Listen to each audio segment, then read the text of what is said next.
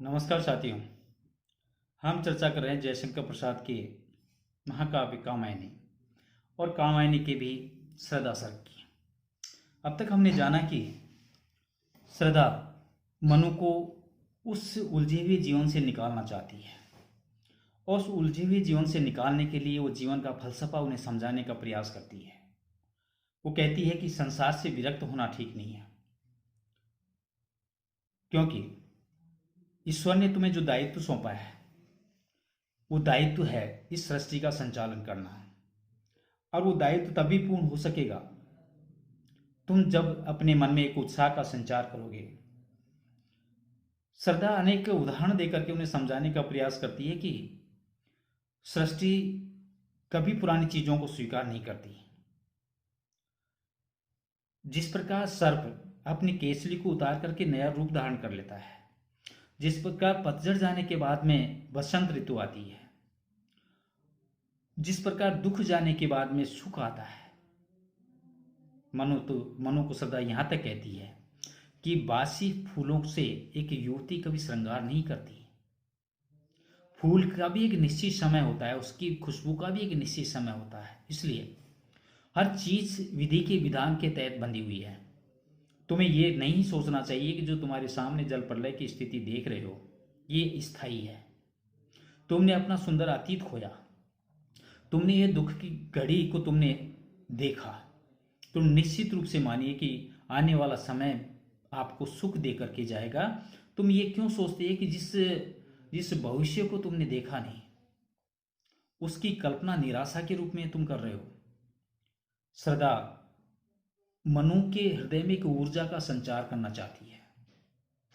वो कहती है कि जिस प्रकार कोई यात्री चट्टान पर संभल संभल करके अपने चरणों को रख रख करके आगे चलता है, वो इसलिए चलता है कि वो अपनी मंजिल को प्राप्त करे, पीछे मुड़ करके नहीं देखता। तुम्हें भी ये जो सामने दिखाई दे रहा है या तुम्हारा जो अतीत था उसकी तरफ मुड़ करके नहीं देखना चाहिए, तुम्हें भविष्य की तरफ देखना चाहिए। और वो तभी एक अच्छा भविष्य साबित हो सकेगा तब अगर तुम अपने जीवन को एक आशान्वित होकर के उसको संभालने का प्रयास करोगे। बार बार मनु को श्रद्धा कहती है कि तुम इस तरह हारे थके से क्यों बैठे हुए हो, और दूसरी तरफ एक विशाल भूमि तुम्हारे सामने है। क्या जल प्रलय हुआ, ये समूल पृथ्वी नष्ट हो गई? पृथ्वी का तो वैभव आज भी ऐसा कैसा ही है। मनुष्य कर्म के अधीन होता है। आपने अपने पूर्व जन्म में कैसे कर्म किए उसका फल आपको इस जन्म में मिलेगा।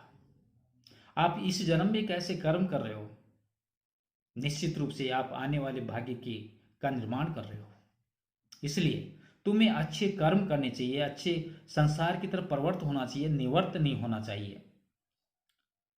बार बार तपस्वी संबोधित करते हुए मनु को श्रद्धा कहती है कि हे तपस्वी, तुम संसार से विरक्त होना चाहते हो, लेकिन उस विरक्त होकर के तुम्हें क्या मिल जाएगा? संसार में इतना सारा सौंदर्य छिपा हुआ है। अपने मन को बदलो, अपने हृदय को बदलो, उस निराशा, घोर निराशा से बाहर निकलो। फिर देखो तुम्हारे सामने सौंदर्य ही सौंदर्य है। एक ऐसा भविष्य है जिसके बारे में तुम कल्पना नहीं कर रहे हो, क्योंकि तुम तो जो चीजें देख रहे हो, घोर झंझावात तुम देख रहे हो, जल प्रलय की स्थिति देख रहे हो। तुम्हें लगता है कि तुम्हारा आने वाला भविष्य भी इसी तरह का होगा, जो एक कोरी कल्पना है। श्रद्धा मनु को एक संकेत भी देती है कि जिस प्रकार जीवन चलाने के लिए गाड़ी के दो पहिए, एक रथ जब चलता है तो दोनों पहिए बराबर चलते हैं, उसी प्रकार जीवन को चलाने के लिए तुम अकेले सक्षम नहीं हो, तुम्हें एक साथी की आवश्यकता है। इस जीवन के यज्ञ को संपूर्ण करने के लिए वो एक उदाहरण भी देती है कि भगवान श्री राम ने जब माता सीता वनवास में चली गई थी तो अश्वमेध यज्ञ को संपूर्ण करने के लिए उन्होंने भी अपने बराबर एक सोने की मूर्ति बिठाई थी, तब जाकर के वो अश्वमेध यज्ञ पूरा हुआ था। तो तुम इस जीवन को अकेले पूरा कर लोगे, ये तुम्हारी गलत सोच है, तुम्हारी भ्रांति है। एक संकेत देती है श्रद्धा मनु को कि तुम जीवन के इस झंझावात में अकेले नहीं हो। तुम्हें साथ देने के लिए एक साथी भी तुम्हारे सामने खड़ा है। बस फर्क है तो अपने मन के भावों को बदलने का। एक क्षणिक संकेत मनु के लिए यहां पर श्रद्धा छोड़ती है। अब आइए, दब रहे हो अपने ही बोझ खोजते भी न कहीं अवलंब,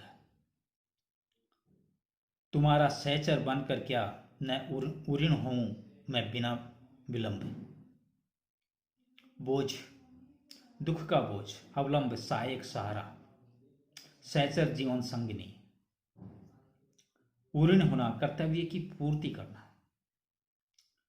श्रद्धा पिछली पंक्तियों में संकेत तो दे चुकी थी लेकिन स्पष्ट नहीं कह रही थी, लेकिन अब वो मुंह खोल करके स्पष्ट रूप से मनु का साथ देने के लिए तैयार होती है।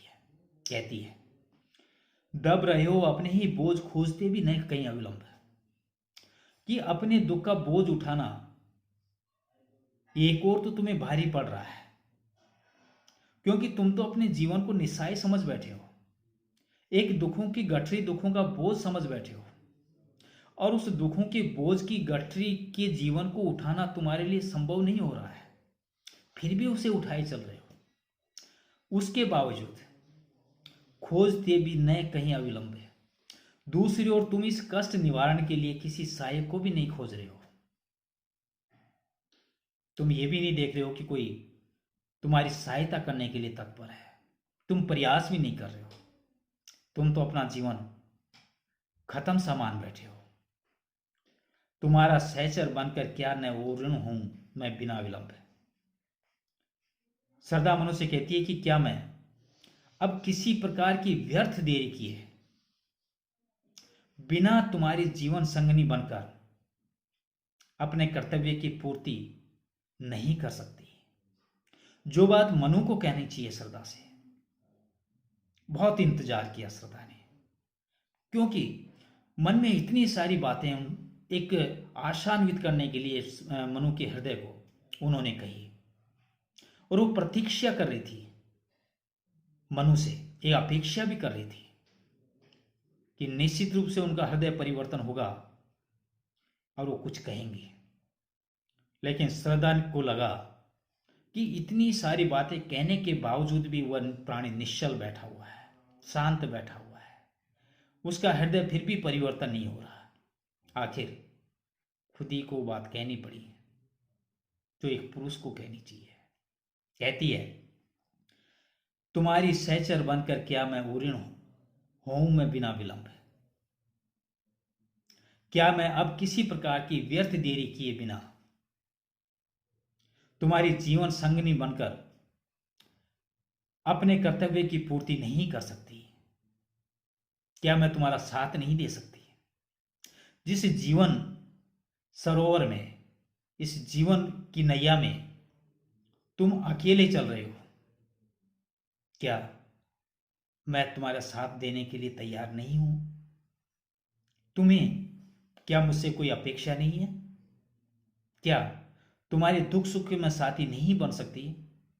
श्रद्धा बेझिझक कहती है कि मैं तुम्हारी जीवन संगनी बनने के लिए तैयार हूं और इस कर्तव्य पथ पर बराबर तुम्हारा साथ देने के लिए तैयार हूं। तुम अपने आप को अकेला, निस्सहाय और असहाय क्यों समझ रहे हो? क्योंकि इस जीवन यज्ञ में अकेले तुम्हारी पार नहीं पड़ने वाली, इसलिए बिना मेरे साथ के, बिना एक जोड़े के इस सृष्टि का निर्माण नहीं हो सकता, और मैं उस सृष्टि का निर्माण करने के लिए बराबर तुम्हारा साथ देने के लिए तैयार हूं, तुम्हारे सुख दुख की भागीदार बनने के लिए तैयार हूं। अब आगे, समर्पण लो सेवा का सार सजल सृष्टि का ये पतवार, आज मैं ये जीवन उत्सर्ग इसी पद तल्प में विगत विकार। समर्पण, अपने को देना, समर्पण करना। सजल संस्कृति, संसार सागर। उत्सर्ग, न्योछावर। विगत विकार, स्वार्थहीन या बिना किसी भाव के, निष्काम भाव के। श्रद्धा तैयार हो जाती है मनु की जीवन संगनी बनने के लिए। मनु के हृदय में जो हिचक थी उसको शांत करने के लिए अपने आप को ही समर्पित करती है मनु के सामने।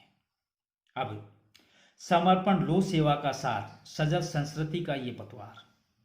तुम्हारी सेवाएं करने के लिए मैं तुम्हें अपने को दिए डालती हूं।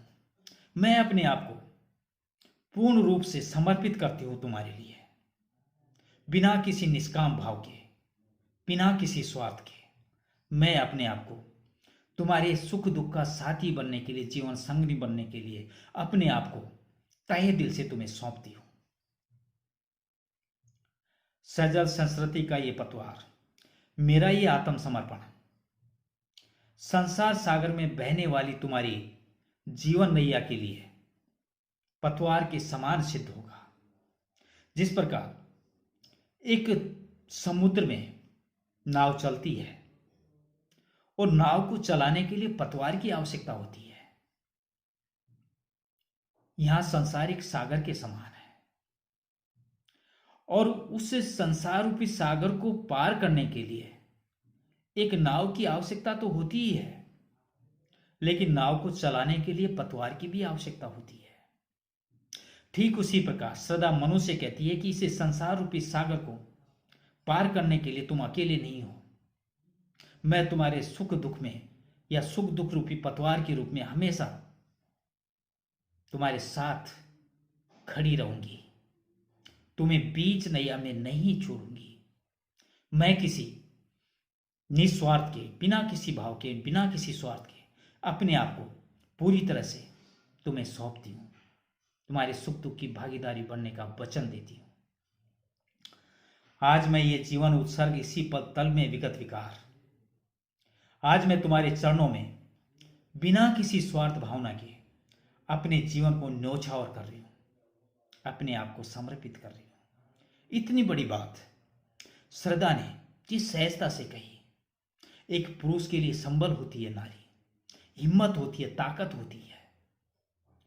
शायद मनु को लगा कि क्या पता इस दुख की घड़ी में कोई उसका साथ देगा या नहीं देगा, लेकिन श्रद्धा हिम्मत करके आगे बढ़ती है और मनु को उस दुख, उस पीड़ा से बाहर निकालने का एक बीड़ा उठाती है और अपने आप को इस सृष्टि के संचालन के लिए मनु को सौंपती है। सुख दुख की जीवन संगनी बनने का वचन देती है, बिना किसी निस्वार्थ भाव से अपने आप को समर्पित करती है मनु के चरणों में। तो कहती है कि मुझे किसी स्वार्थ की, मुझे किसी इच्छा की आवश्यकता नहीं है।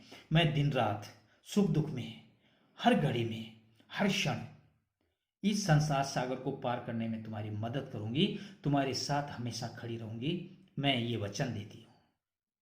इस तरह श्रद्धा ने अपने आप को समर्पित किया मनु के लिए। आज इस कड़ी में इतना ही।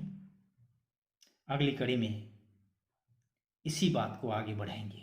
तब तक नमस्कार।